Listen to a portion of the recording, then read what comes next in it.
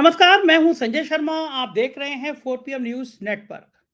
प्रधानमंत्री नरेंद्र मोदी जी ने कहा था कि हर साल 2 करोड़ नौकरी देंगे नौजवानों को 2014 में।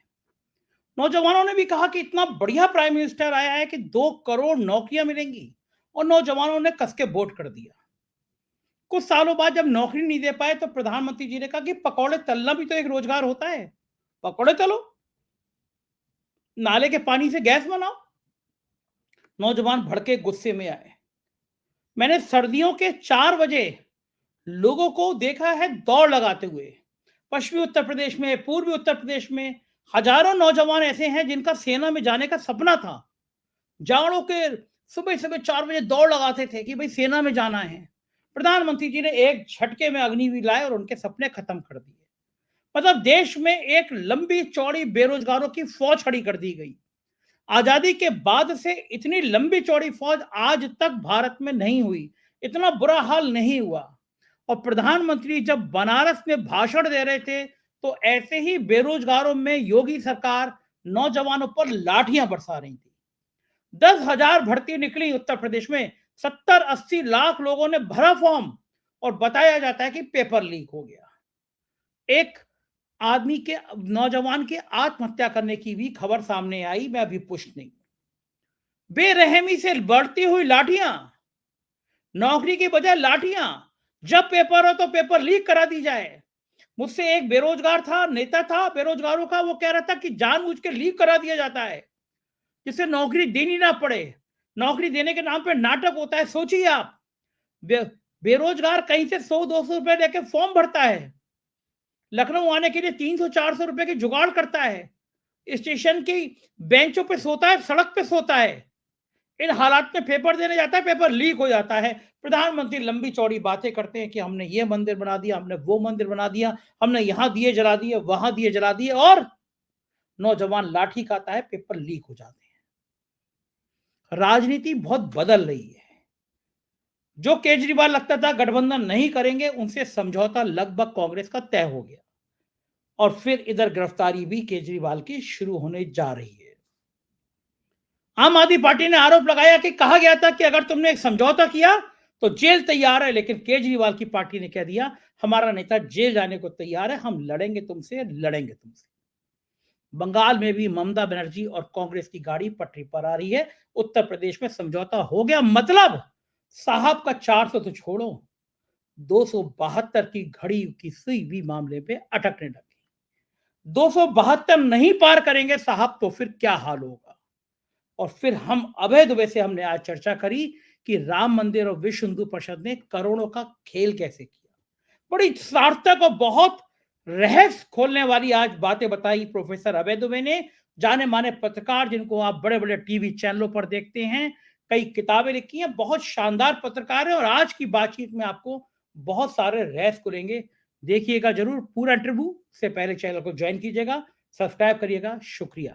स्वागत है अभय जी 4 PM न्यूज नेटवर्क में आपका। और आपका शो जो है लोग सुनने को बड़ा बेताब रहते हैं। रोज मैं देख रहा हूँ लाखों लाखों लोग इंतजार करते हैं कि अभय दुबे जी की बात। और मैं आपके मुंह पे तारीफ नहीं कर रहा, लेकिन जो विश्लेषण आपका होता है, जो आपकी राजनीतिक पिछले दिनों का अनुभव है, वो बेमिसाल है। मतलब लोगों के जो कमेंट आ रहे हैं मैं देख रहा हूँ, बहुत दीवाने लोग आपके। और मुझे भी बहुत कुछ सीखने को मिलता है आपसे बात करके।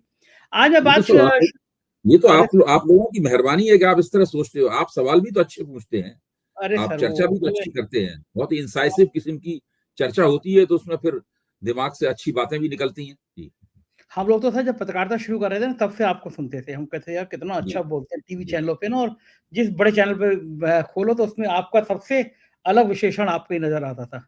आज बात जी। शुरू करूंगा सर मैं उत्तर प्रदेश से। हुँ, प्रधानमंत्री जी अपने निर्वाचन क्षेत्र वाराणसी में गए। हर बार की तरह लंबे चौड़े भाषण दिए, राहुल गांधी पे हमला किया और लंबी लंबी योजनाओं की बात करी। प्रधानमंत्री जी ने कहा था कि जब वो सत्ता में आएंगे तो 2 करोड़ नौकरी हर साल देंगे। हुँ, बाद में उन्होंने अपनी नौकरी की परिभाषा बदल दी और कह दिया भाई भाई पकौड़े तलना भी तो एक रोजगार होता है। हुँ, लेकिन पढ़े लिखे नौजवान जो परेशान थे, उनको लगा हम इतने पढ़ लिख के कैसे क्या केवल पकौड़े तलेंगे। मैंने तो अभय जी गांव में जब भी गया हूं तो मैंने दर्जनों ऐसे नौजवानों को देखा है जो जाड़ों की सुबह 4 बजे उठ के मैं तो कभी नहीं उठ पाता, सोच भी नहीं पा सकता। लेकिन 4 बजे उठ के दौड़ लगाते थे, ऐसे हज़ारों लोग हैं। ख़ास तौर से मेरठ की तरफ आप चले जाइए या और बाकी और कोई मुज़फ़्फ़रनगर के जाइए, सुबह 4 बजे उठ के दौड़ लगाते थे कि हमें सेना में जाना है। हम्म, फ़ौज का एक जुनून था, दीवानगी थी, पूर्वांचल के कई जिलों में ऐसा लगता था। लेकिन उनको फिर नौकरी के नाम पे 4 साल का अग्निवीर थमा दिया गया। अभी 10,000 की लोगों की पुलिस की भर्ती निकली थी उत्तर प्रदेश में। 70-80 लाख लोगों ने आवेदन किया, सोचिए हम्म, 10,000 की। हम्म, और सरकार इतना इंतजाम नहीं कर पाई कि उनको हम्म, शिफ्टों में एग्जाम करा लेती, कोई व्यवस्था कराती, लोग ट्रेनों में लटक-लटक के आए, सड़क पे सोए, एग्जाम दिया और हर बार की तरह पता चला पेपर लीक हो गया। राजस्थान में पेपर लीक को लेकर बीजेपी ने मुद्दा बनाया था, बहुत बड़ा मुद्दा बनाया था। आज जब प्रधानमंत्री बनारस में भाषण दे रहे थे, तो नौजवान इकट्ठे हुए और लखनऊ में मांग कर रहे थे कि पेपर लीक हुआ है, इसकी जांच कराइए, परीक्षा निरस्त कराइए। अभ्यर्थी जो आए हैं, एक शहर से लखनऊ तक आने-जाने में जो 300, 400, 500 रुपए मिनिमम खर्च होते हैं, वो भी बहुत बड़ी समस्या है किसी परिवार के लिए। 300, 400 रुपए इकट्ठा करना, जुटाना, फॉर्म भरना, फॉर्म की फीस लगाना। उन पे इतनी बेरहमी से आज लाठियाँ चलाई गई हैं उत्तर प्रदेश में। एक आप उनको नौकरी नहीं दे रहे हो। फिर जब वो मांग कर रहे हैं तो उन पे लाठियाँ चला रहे हो। लाठियाँ टाँग के पुलिस भर के ले गई और बहुत दूर इको गार्डन उसके आस-पास जाने कहाँ फेंक आई और बहुत चोट-वोट लगी है। तो प्रधानमंत्री जी को ये ज़रा-सी भी अपने अंदर शर्मिंदगी महसूस नहीं हुई कि वो उत्तर प्रदेश में हैं। नौजवानों ने भरोसा करके उनका साथ दिया था, आज इन पे लाठियाँ चल रही हैं। कोई ज़िक्र नहीं, मंदिरों के उद्घाटन, बड़ी-बड़ी बातें। प्रधानमंत्री के अंदर ऐसी सोच क्यों हो गई है, अभय जी? देखिए प्रधानमंत्री की तो और राष्ट्रीय स्वयंसेवक संघ की दोनों की थीसिस है कि लोगों को किसी भी किस्म का आंदोलन करना ही नहीं चाहिए। उनके पास रोजगार हो या ना हो, उनके पास आमदनी के साधन हो या ना हो, वो सुरक्षा, सामाजिक सुरक्षा उनके पास हो या ना हो, पेंशन हो या ना हो, उन्हें कोई आंदोलन करना ही नहीं चाहिए। कोई भी आंदोलन जो कि संविधान द्वारा चुनी गई सरकार के खिलाफ है, वो आंदोलन अनुचित है, वो अवांछनीय आंदोलन है। ऐसे किसी भी आंदोलन के साथ सरकार कोई हमदर्दी नहीं रखती, किसी भी मांग के साथ सरकार कोई हमदर्दी नहीं रखती। ये बाकायदा इन लोगों की एक थीसिस है, जिस थीसिस के आधार पर ये गवर्नेंस का अपना मॉडल बनाते हैं। भाई उत्तर प्रदेश की सरकार भी तो इसी थीसिस के व्यापक दायरे का हिस्सा है, वो कोई अलग से तो है नहीं। तो जाहिर है जो भी व्यक्ति आंदोलन करेगा उसको नहीं बख्शा जाएगा, उसके खिलाफ लाठी चार्ज भी होगी, उसको ट्रक में भर के कहीं दूर पटक दिया जाएगा, उनकी गिरफ्तारियां भी होंगी और उनके ऊपर मुकदमे भी लगाए जाएंगे। और अगर उनके आंदोलन से कोई सरकारी संपत्ति का नुकसान नुकसान हो गया है तो उनसे हर्जाना भी वसूला जाएगा। अभी देखिए कि हरियाणा सरकार ने कार्रवाई शुरू कर दी है किसान नेताओं के खिलाफ। आंदोलन के दौरान जो कुछ भी नुकसान हुआ है उसका पूरा हर्जाना किसान नेताओं से बदलने की पूरी कार्रवाई शुरू हो चुकी है हरियाणा में इस वक्त। और ये लखनऊ में भी हो चुकी है और दूसरे प्रदेशों में भी भाजपा शासित प्रदेशों का यही गवर्नेंस का मॉडल है। इन लोगों का बिल्कुल इन ये बेरोजगारी समाप्त करना इनकी ड्यूटी है, लेकिन ये बेरोजगारी समाप्त करने की बात करके आए सत्ता में, उसके बाद इन्होंने स्वरोजगार की चर्चा शुरू कर दी। पकौड़े तलना उसी का हिस्सा है। स्वरोजगार की चर्चा शुरू कर दी और स्वरोजगार देने के इनके पास तरीके नहीं है। फिर इन्होंने एक स्किल मंत्रालय बनाया जो पूरी तरीके, मोदी सरकार का सबसे ज्यादा फ्लॉप, बहुत से मंत्रालय फ्लॉप है लेकिन ये मंत्रालय सबसे ज्यादा फ्लॉप है। इसमें बहुत भ्रष्टाचार हुआ था, स्किल सेंटर बने थे, उस भ्रष्टाचार के कारण इस मंत्रालय के तत्कालीन मंत्री को बाद में ड्रॉप भी किया गया मंत्रिमंडल से। कहा नहीं गया लेकिन सब लोग जानते हैं कि वो करप्शन के कारण ही ड्रॉप हुआ। तो ये जिस चीज की तरफ आप इशारा कर रहे हैं कि मोदी ने इसका जिक्र नहीं किया और ये लखनऊ में हो रहा था, बनारस में वो डींगे मार रहे थे आदतन, तो ये एक इनकी इनकी पूरी एक नीति, इनका मॉडल है पूरा उसका। दूसरे, मोदी जी को इस मामले में महारत हासिल है कि वो हमेशा एक फील गुड नैरेटिव चलाते रहते हैं। उनके भाषणों में ये शब्द आपको अक्सर मिलेगा, गर्व से कहोगे ये हुआ है, गर्व से कहोगे हम वहां पहुंच गए हैं, गर्व से कहोगे ये हो गया। ये आपको लगातार एक फील गुड नैरेटिव लगातार चलाते रहते हैं। विज्ञापन अदासुन चल ही रहा है अखबारों में, टीवी के ऊपर। आप जो उत्तर प्रदेश सरकार के विज्ञापनों ने टीवी के दूसरी सरकारों के विज्ञापनों से जबरदस्त छोड़ दे रखी है। बहुत बहुत देर तक विज्ञापन आता रहता है, आप सो जाएंगे इतनी देर तक उनका विज्ञापन चलता रहता है। आप सोचिए कितना जबरदस्त पैसा इन विज्ञापनों के ऊपर खर्च हो रहा होगा। अच्छा, जहां तक पेपर लीक होने का सवाल है, ये एक राष्ट्रीय समस्या बन गई है। बीजेपी की सरकारें इस राष्ट्रीय समस्या में विशेष रूप से योगदान दे रही है। जहां तक मेरी जानकारी है कि कम से कम ये तीसरा पेपर लीक है अभी हाल फिलहाल उत्तर प्रदेश में। तो इसी से आप अंदाजा लगा सकते हैं कि 10,000 रिक्तियां थी, उन 10,000 रिक्तियों में 70-80 लाख लोगों नौजवानों ने आवेदन किया था। इससे आप अंदाज लगा लीजिए कि बेरोजगारी की स्थिति कितनी भयानक है और कितनी बुरी है, और सरकार के पास इसका हल करने का कोई तरीका नहीं है। अगर आपकी गर्ज है तो आप अप्लाई कीजिए, फॉर्म खरीदिए, आने आने का पैसा खर्च कीजिए, वहां रहेंगे उसका खाने पीने का पैसा खर्च कीजिए और करके चले। ये तो पेपर लीक की वजह से ये गड़बड़ हुआ। अगर मान लीजिए पेपर लीक नहीं होता, इम्तिहान हो जाते, कब उसका नतीजा आता? कभी कभी तो नतीजे के लिए ही वर्षों इंतजार करना पड़ता है लोगों को। ये पुलिस की रिक्तियां थी, शायद इसमें नतीजा आ जाता जल्दी, लेकिन आमतौर पर सारे देश में रोजगार की स्थिति यह है, खासतौर से बड़े बड़े उत्तर प्रदेश जैसे बड़े प्रदेशों में, कि इम्तिहान हो जाता है, इंटरव्यूज तक हो जाते हैं, और तो और कभी कभी लोगों के पास चयन होकर उनके पास नियुक्ति पत्र भी पहुंच जाते हैं। वो अपने नियुक्ति पत्र लिए बैठे रहते हैं वर्षों तक, उनको चार्ज लेने के लिए बुलाया नहीं जाता, उनको कोई जगह का अलॉटमेंट नहीं होता। आपको ध्यान होगा कि हमारे आपके मित्र हैं रवीश कुमार, उन्होंने एनडीटीवी पर बहुत लंबी एक सीरीज की थी जो सब इन्हीं सब कारणों का बयान करती थी। तो ये तो एक मॉडल है, और जिस मॉडल को इस मोदी सरकार ने और भाजपा सरकारों ने हम सब लोगों के ऊपर थोप दिया है।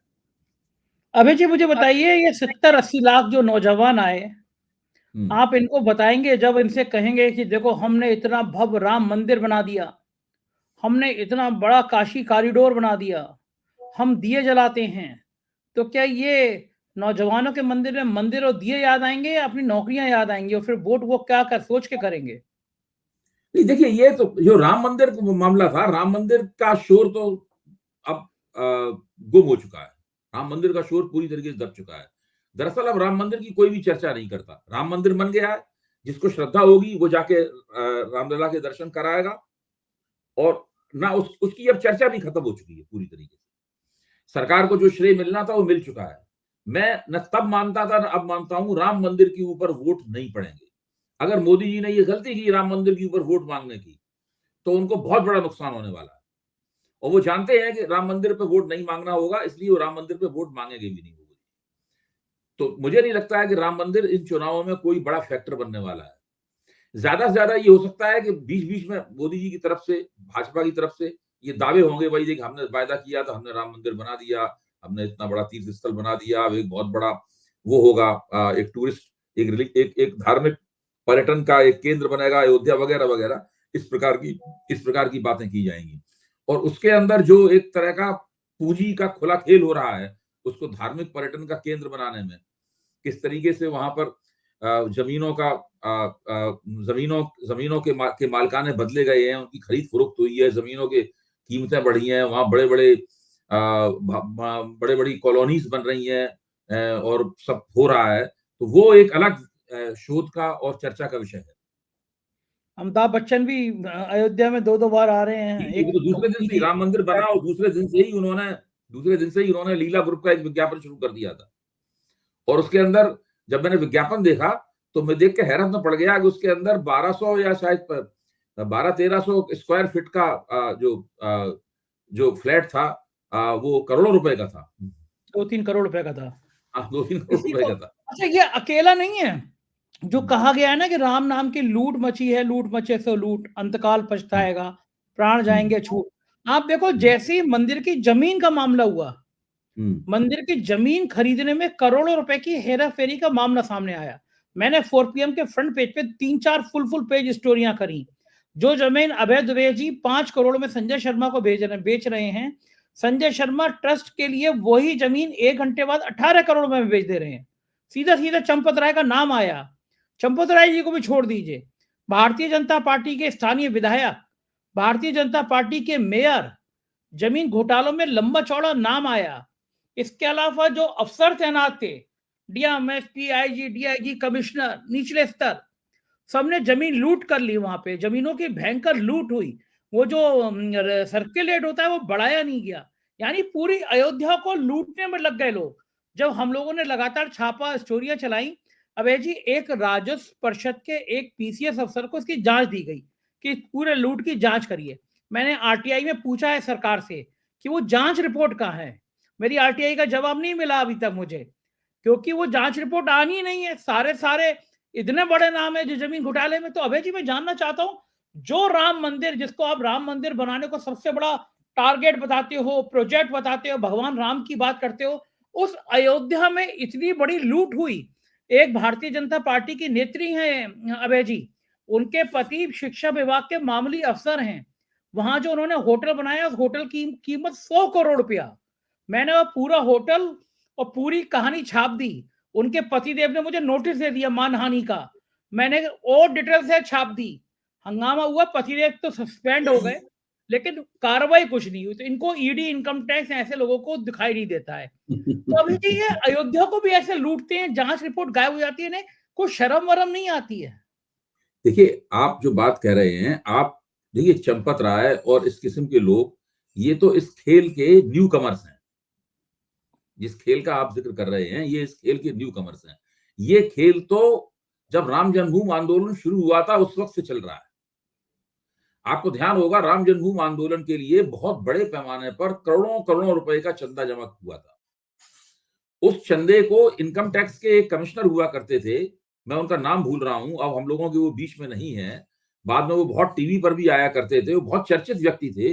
उन्होंने इनको इनको नोटिस दिया था कि भाई आप उसका हिसाब किताब दीजिए उस आमदनी का। तो वो चूंकि इन लोगों का एक तरह का इन्होंने डिस्कोर्स बनाया है नए देश में, और एक तरह का दबदबा है। बीच में उस वक्त 6 साल तक अटल बिहारी वाजपेयी की सरकार रही, बीच में कांग्रेस सरकार रही, उसने भी इस बात के ऊपर जोर नहीं दिया। तो अशोक सिंघल थे उस वक्त इस सब चीजों के इंचार्ज। तो वो सब इस मामले, ये सब लोग उस इनकम टैक्स के मामले में फंसे रहे लंबे अरसे तक। तो इनका मानना यह है कि हम राम मंदिर बना रहे हैं और किसी की कोई मजाल नहीं है कि हमारी जो आर्थिक गतिविधियां हैं उनके ऊपर उंगली रखे। अगर कोई उंगली रखता है इनके ऊपर तो ये फौरन कहते हैं कि भाई ये राम काज के खिलाफ है। तो अच्छा। वो इनकम टैक्स कमिश्नर जो थे, अभी नाम याद आ जाएगा तो मैं बताऊंगा, बहुत ही प्रचलित नाम है, अभी आपके आपके दिमाग में भी उनका नाम आ सकता है। बहुत उनकी चर्चा हुई थी। तो उन्होंने इनको नोटिस दिया था और उसमें ये लोग बिल्कुल उनके हाथ फंसे हुए थे। कितनी बातें कही जाती है कि लोग अशोक सिंघल के घर पे थे और अंदर के कमरे में गए तो उन्होंने क्या देखा, मतलब इसके बारे में कोई इसका कोई सीमा नहीं है जो बातें कही जाती हैं। ये खेल, इसमें करोड़ों करोड़ों अरबों रुपए का खेल है इसके अंदर। और वो राम जन्मभूमि आंदोलन के जमाने से चल रहा है और इस वक्त ये खेल अपने पूरे शिखर पर है। अच्छा अभय दुबे जी, इसकी भी छोड़ दीजिए।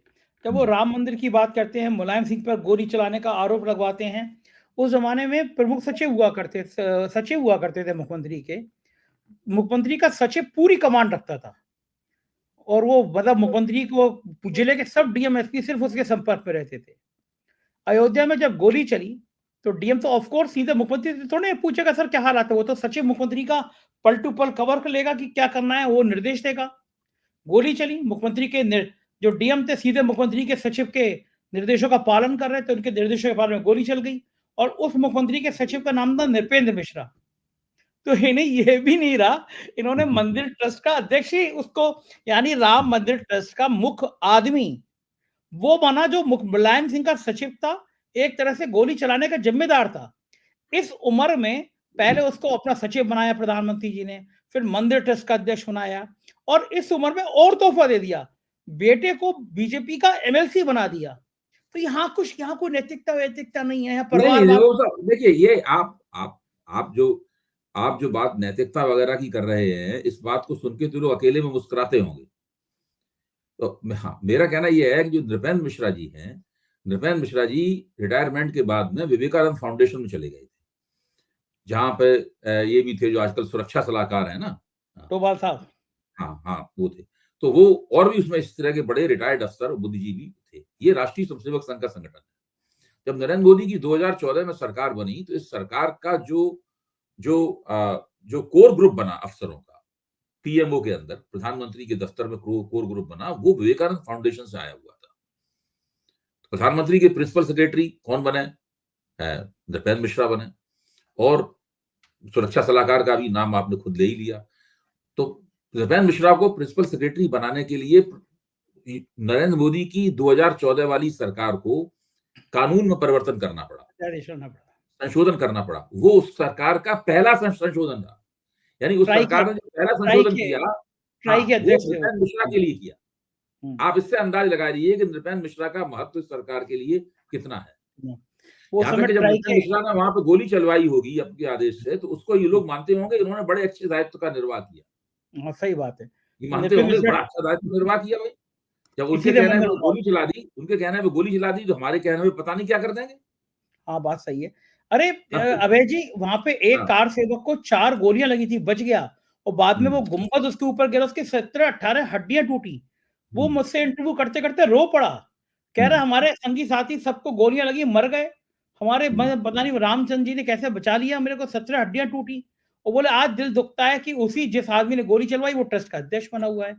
क्योंकि वो नृपेंद्र मिश्रा था, ट्राई के चेयरमैन थे और नियम था कि ट्राई का चेयरमैन सीधे कोई पद नहीं ले सकता, कुछ सालों तक, तो अध्यादेश लाए गए। लेकिन हम्म, इससे भी मजे की बात मैं आप दर्शकों को आज खुलासा करूं कि जो हम्म, अभय द्विवेदी जी ने बताया कि एक विवेकानंद फाउंडेशन, डोभाल साहब, नृपेंद्र मिश्रा एक बना हुआ है। ये लोग कैसे लोगों को फंसाते हैं। इनको लगा कि चलो 4PM चैनल बहुत देखा जा रहा है, बहुत सुना जा रहा है, तो ये कैसे करीब लाते हैं अभय जी। अभी करीब 5-6 महीने पहले गुजरात पे इस फाउंडेशन का फंक्शन हुआ। मेरे पीछे पड़े बाकायदा कि मैं उस फाउंडेशन के उस कार्यक्रम में आऊं। एक कोर ग्रुप में पैनल में मुझसे बातचीत करने के लिए मुझे रखा गया।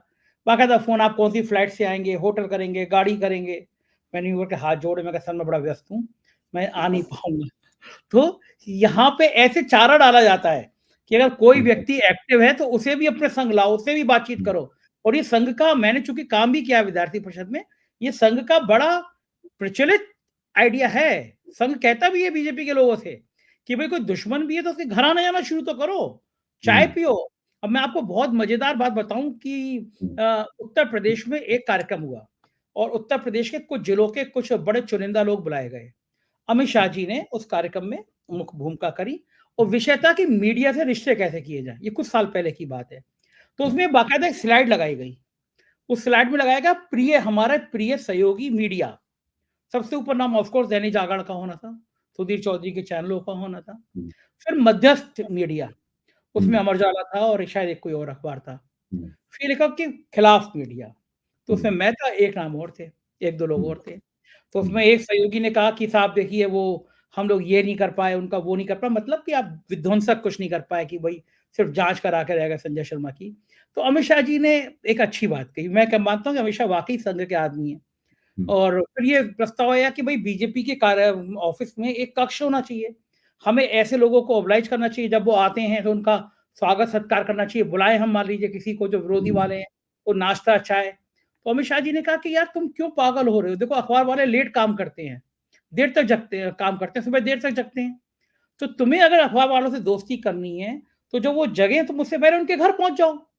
कि भई आज चाय पीने आए हैं, पकौड़ी खाने आए हैं। रिश्ते ऐसे बनाना शुरू करो। तो मैं इस बात की मैं उनकी प्रशंसा करूँगा कि अगर कोई विरोध में, आपने प्रणब मुखर्जी को उन्होंने बुला ही लिया ना, वो संघ के जो प्रणब मुखर्जी ज़िंदगी भर वो बीजेपी की मुखालफत करते रहे, आखिर में वो संघ के कार्यालय में चले ही गए। तो उनकी ये पॉलिसी है कि जो विरोध में है उसको भी अपने यहाँ बुला लो, अब जो फँस जाए। अगर मैं गुजरात जाता तो पता नहीं क्या डोभाल साहब के बेटे थे, वो कौन-कौन थे, क्या-क्या मुझे भी घुट्टी पिलाई जाती, पता नहीं, मेरा मन भी कहता मैं तो दूर से नमस्ते कर लेता हूँ। खैर ये विषय से अलग हम लोग चले गए, नहीं, इसमें लेकिन विषय से अलग नहीं है। आपने आप जिसका जिक्र कर रहे हैं, इसकी राष्ट्रीय स्वयंसेवक संघ में एक पुरानी परंपरा है। हुँ, ये परंपरा 50 और 60 के दशक से चल रही है। इसका एक हुँ, इतिहास है और उस हुँ, इतिहास के जनक जो हैं, बाकायदा ये ऑन रिकॉर्ड है जो बात मैं कह रहा हूँ, मैं गप नहीं हुँ, मार रहा हूँ। हुँ, वो श्री दत्तोपंत ठेंगड़ी थे। अच्छा, दत्तोपंत ठेंगड़ी ने एक पुस्तिका लिखी थी कि उस पुस्तिका का मकसद ये था कि मीडिया के साथ किस तरह व्यवहार किया जाना चाहिए। अच्छा, जो कि जनसंघ, हाँ, और क्या, उसमें ये तक भाई उस 60 के दशक में क्या 60 के दशक में समोसा चाय खिलाया जा सकता था। उसके हुँ, अंदर ये था कि भाई आप उनको सही वक्त पे बुलाइए, उनको ठीक से चाय पिलाइए, उनको समोसे खिलाइए, उनको मिठाई खिलाइए, उनका ठीक से स्वागत सत्कार कीजिए। ये सारी बातें निर्देशों के तौर पर उस पुस्तिका में लिखी हुई थी। अच्छा, तो इसमें यहाँ तो देखिए, ये इसमें किस तरह से जो पब्लिक ओपिनियन है उसको कैसे बनाया जाता है, उसको कैसे सेट किया जाता है, उसको कैसे उसका एप्रोप्रिएशन किस तरह किया जाता है, इस बारे में सोचना, योजना बनाना और योजना के मुताबिक काम करना इन लोगों इन लोगों का पुराना टास्क, मतलब पुराने जमाने से ही चल रहा है इनके यहाँ, ये कोई नई बात नहीं है। अब ये चूंकि मीडिया का साइज बहुत बढ़ गया है, मीडिया बहुत महंगा भी हो गया है, कैपिटल इंटेंसिव गेम है मीडिया, उसमें हजारों हजारों करोड़ रुपए लगे हुए हैं। उस वक्त तो ये सब होता नहीं था। तो अब तो जब जैसे ही नरेंद्र मोदी का सबसे बड़ा अफसोस गुजरात के मुख्यमंत्री के तौर पर क्या था, उनका अफसोस ये था कि वो मीडिया को सेट नहीं कर पाए और मीडिया ने उनके खिलाफ माहौल बना दिया कि इन्होंने जो है 2002 में मुसलमानों के नरसंहार में ये चुपचाप बैठे रहे और एक तरह से उसको बढ़ावा देते रहे। नरेंद्र मोदी ये मानते थे कि गुजरात के मुख्यमंत्री के तौर पर सबसे बड़ी विफलता ये है कि मीडिया का प्रबंधन ये नहीं कर पाए। इसलिए जैसे ही ये प्रधानमंत्री बने, इन्होंने पहला काम ये किया कि उन्होंने कहा मीडिया को प्रबंधित किया जाए, और इतनी खूबी के साथ उन्होंने मीडिया को प्रबंधित किया, इसकी कोई सीमा नहीं है। मैं आपको बताऊं, भारत के इतिहास में मीडिया का सरकारीकरण इतना आद्योपान नीचे से ऊपर तक 360 डिग्री हुआ है। मीडिया का जो सरकारीकरण हुआ है उसकी कोई सीमा नहीं।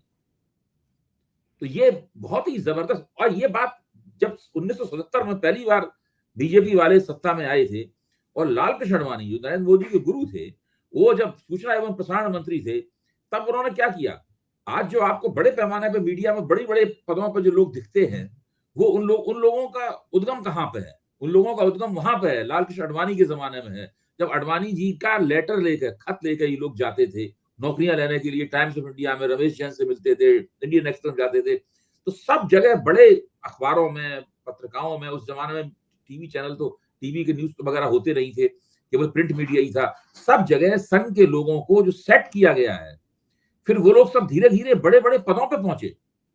इसलिए एक बहुत ही मशहूर घटना हुई है हिंदी के एक बड़े अखबार में, जो कि आईटीओ से निकलता था, राष्ट्रीय अखबार है। तो उसमें एक सज्जन आडवाणी जी का पत्र लेके पहुंचे रमेश जैन के पास। मैं उनका नाम नहीं बताऊंगा, आप जानने वाले इस बात को जानते हैं। और उन्होंने रमेश जैन को पत्र दिया। तो रमेश जैन ने पत्र पढ़ा, मैं ठीक है आप घर जाइए, आपको हर महीने सैलरी पहुंच जाया करेगी। रमेश जैन ने कहा, उन्होंने कहा नहीं मैं घर नहीं आऊंगा, मैं काम करने आया हूं, मैं नौकरी करूंगा, मैं काम भी करूंगा। तो वो वहां पे रहे, फिर वो उस अखबार के रेजिडेंट एडिटर बने और दूसरे बड़े पदों पे पहुंचे, और अपने दूसरे लोगों को भी उन्होंने लगाया।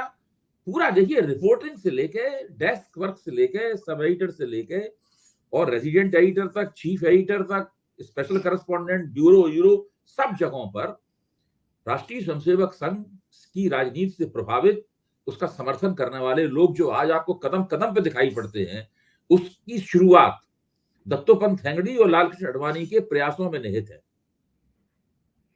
अगर ठेंगड़ी भी नेटवर्क है, आप इसकी कल्पना नहीं कर सकते। दत्तोपंत जी नेटवर्क है, चीख चिल्लाहट वगैरह करते हैं ना, ये सब वहीं से आए हैं। जो एंटर सफेदा चिल्लाता है, पता लगा उसका जो चाचा है वो भी मीडिया में बहुत बड़ा हस्ती थी, और चाचा का जो ताऊ है वो भी मीडिया में बहुत बड़ी हस्ती रखता था।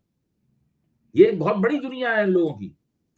अगर दत्तोपंत जी जिंदा होते तो मैं उनसे जरूर पूछता कि ये ख्याल अब क्यों भूल गए हैं उत्तर प्रदेश के लोग, बजाय मेरे यहाँ फूल लेके आते, मिठाई लेके आते, उन्होंने मेरे खिलाफ आर्थिक अपराध अनुसंधान की जांच करा दी, ईडी को चिट्ठी भेज दी, इनकम टैक्स को भेज दी, हमला करा दिया, मकान खाली करा दिया, विज्ञापन। उस वक्त इन लोगों को कल्पना भी नहीं थी कि ये लोग सत्ता में इतने आ जाएंगे और स्थायी रूप से जम जाएंगे। तो सत्ता में आने के लिए संघर्ष कर रहे थे, सत्ता में आने की योजनाएं बना रहे थे। तो मीडिया से आज तो ना लगता है कि हम वक्त के शहंशाह हैं। अब कैसे है? वक्त के शहंशाह जी। हाँ, तो अब डंडे से ठीक किया जाएगा। लेकिन इसका विकृत रूप देखिए आप क्या हो गया। मैं नाम नहीं लेना चाहता था, लेकिन एक सबसे तेज चैनल, उसके जो मुख्य चेहरा है उसकी छवि इतनी खराब।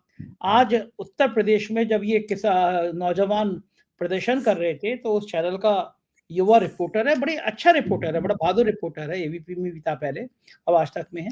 वहां नौजवानों ने उसकी गलती कुछ नहीं है, लेकिन माइक की आईडी देखी तो लोगों में गुस्सा इतना है अभय जी, वहां पे चिल्लाने लगे नौजवान, गोदी मीडिया वापस जाओ, मतलब हाथापाई होते होते बची उससे। उसी चैनल की महोदया बिहार में गई तो उन मैडम के सामने वापस जाओ, गोदी मीडिया वापस जाओ। तो आज मैं कल चाय पी रहा था, एक जने मुझसे बोले, ये चौधरी साहब अगर 10-10 गनर लेके ना निकले तो पब्लिक दौड़ा ले उनको। हम लोग भी बोलते हैं, हम लोग लाखों लोग देखते हैं, हम तो कभी डंडा लेके भी नहीं सोचते, आराम से पब्लिक के बीच में जाते हैं, पब्लिक सेल्फी लेती है, घूमती है, खुश होती है हमारे साथ, और इनके भाई के लोग नारे। ये जो जनता है, इस जनता का रिएक्शन मीडिया के प्रति इतना घृणा से, इतने गुस्से से हो जाएगा, अभय जी ये रुकेगा कहाँ पे जाके? देखिए कब तक यही कारण है कि जो कमर्शियल खबरिया चैनल हैं, उनकी टीआरपी गिनती जा रही है। बहुत लोगों ने तो उसको देखना ही बंद कर दिया। मुझसे बहुत लोग कहते हैं कि भाई हम 4 पीएम पे आपको देखते हैं, हम आपको नई परख पे देख लेते हैं और हम आपको आनंद वर्धन जी के शो में देख लेते हैं। तो लेकिन हम वो आजकल जिन चैनलों पे मैं जाता हूँ, बहुत से लोग उनको देखते नहीं हैं। तो स्थिति ये है कि और खासतौर से 4 पीएम तो बहुत ज़्यादा लोकप्रिय हो रहा है। बहुत लोग मुझसे कहते हैं और आपसे मिलने की इच्छा भी रखते हैं। अरे! शुक्रिया, शुक्रिया सर। मेरे को बड़ा अच्छा लगा कि बड़े-बड़े योग्य लोगों का फ़ोन आता है, एक वाइस चांसलर है जी, उनका फ़ोन आया, इस तरह बहुत लोग फ़ोन आते हैं। अभय जी आज हम लोगों ने वैसी अलग विषय से हट के बात करी, मुख्य बात जी, पूछना भूल गया मैं आपसे। जी। अरविंद केजरीवाल के संग लगभग समझौता तय, ममता हाँ, बनर्जी का लगभग पोस्टमार्टम, लगभग अखिलेश समझौता शेट्टी तय है। है, यानी इंडिया गठबंधन जो टूटता और हुआ नज़र आ रहा था। ये भी कहा जा रहा है, आतिशी ने भी अपनी प्रेस कॉन्फ्रेंस में कह दिया, सौरभ भारद्वाज ने भी अपनी प्रेस कॉन्फ्रेंस में कह दिया है, 2-3 दिन में केजरीवाल को गिरफ्तार भी कर लिया जाएगा, अरविंद को गिरफ्तार भी कर लिया जाएगा। देखिए, हम लोग तो ये बात एक तकरीबन 1 महीने से अनौपचारिक रूप से जानकार लोगों के बीच में चर्चा चल रही थी कि ईडी वगैरह का जो दबाव, सम्मन वगैरह ये सब जो अदालत वगैरह सब चल रहा है, ये इसीलिए है, केजरीवाल को ये मैसेज देने के लिए है कि आप दिल्ली में कोई समझौता मत कीजिए। देखिए 2014 में भी दिल्ली में कोई समझौता नहीं था, 2019 में भी कोई समझौता नहीं था। अब की बार समझौता है, हो रहा है। तो पहली बार बीजेपी को दिल्ली में चुनौती का सामना करना पड़ेगा। बीजेपी को विशेष कवायद करनी पड़ेगी पुराना नतीजा निकालने के लिए। वो निकाल पाएगी कि नहीं निकाल पाएगी, ये समझौता ही उसके मन में संदेह पैदा करने के लिए पर्याप्त है। तो ये और अब चूंकि इन लोगों ने धमकी की परवाह किए बिना समझौता कर लिया है, तो हो सकता है कि वो आतिशी का और सौरभ की बात सही हो और अरविंद को गिरफ्तार कर लिया जाए। अभय जी अगर अरविंद केजरीवाल गिरफ्तार होते हैं तो इससे आम आदमी पार्टी कमज़ोर होगी या मजबूत होगी?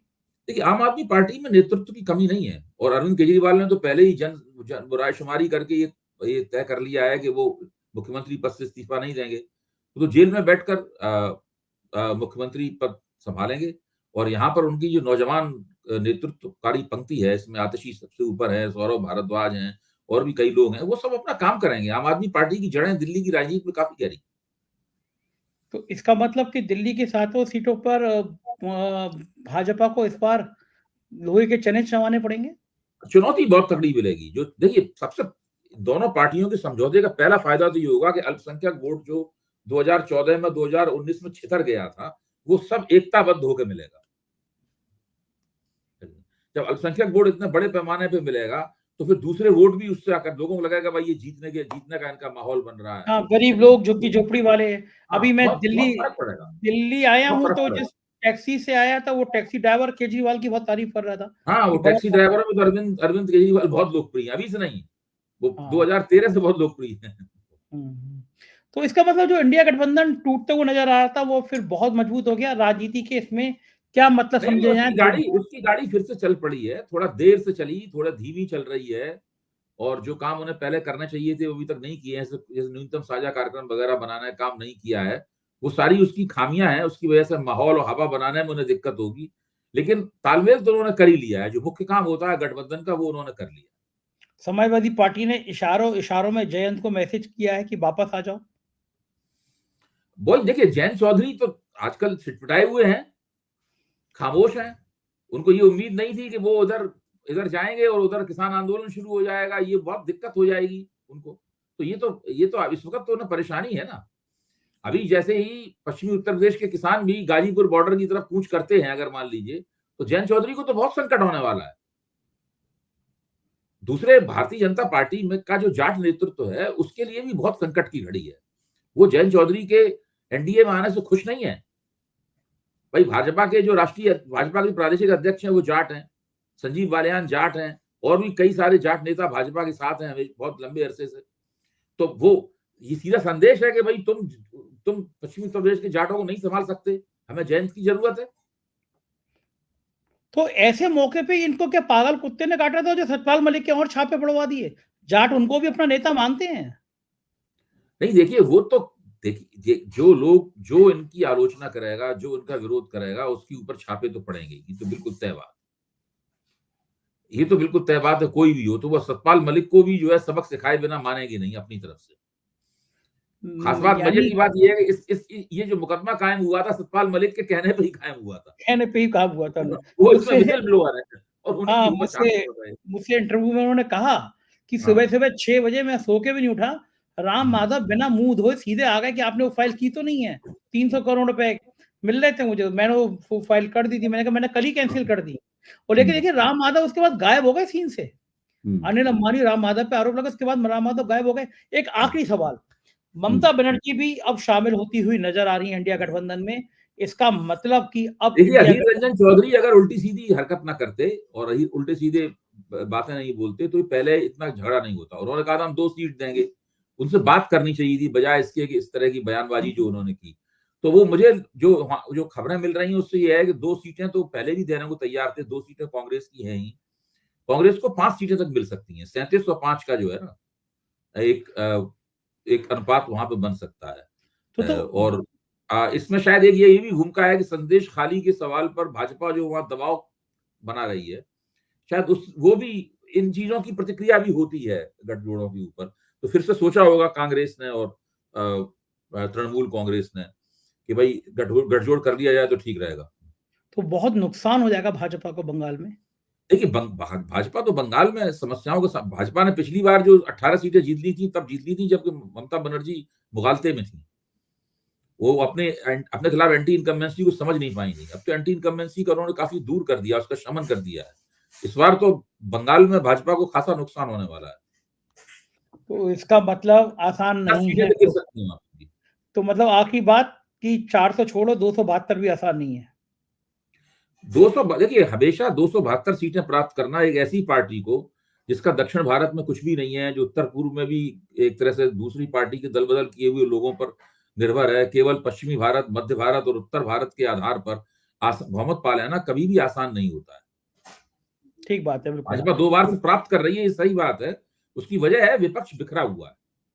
अब एक एकजुट हुआ है तो परेशानी होगी। जी, जी। बहुत-बहुत शुक्रिया अभय जी, आज बहुत सारी बातें की हमने आपसे, थैंक यू। तो ये थे अभय दुबे जी और उन्होंने आज बताया कि विश्व हिंदू परिषद और आरएसएस किस तरह काम करता है। मैं भी इस जंगल में जाते-जाते बचा, कुछ महीने पहले ही मुझे बड़े प्यार से आमंत्रित किया जा रहा था। मतलब चारा डाला जाता है, आप फँसो या ना फँसो, ये आपकी काबिलियत है। मुझे इंतज़ार रहेगा आपकी राय का, बताइएगा ये साक्षात्कार कैसा लगा? चैनल को जॉइन कीजिएगा, सब्सक्राइब करिएगा, बने रहिएगा साथ। शुक्रिया, थैंक यू।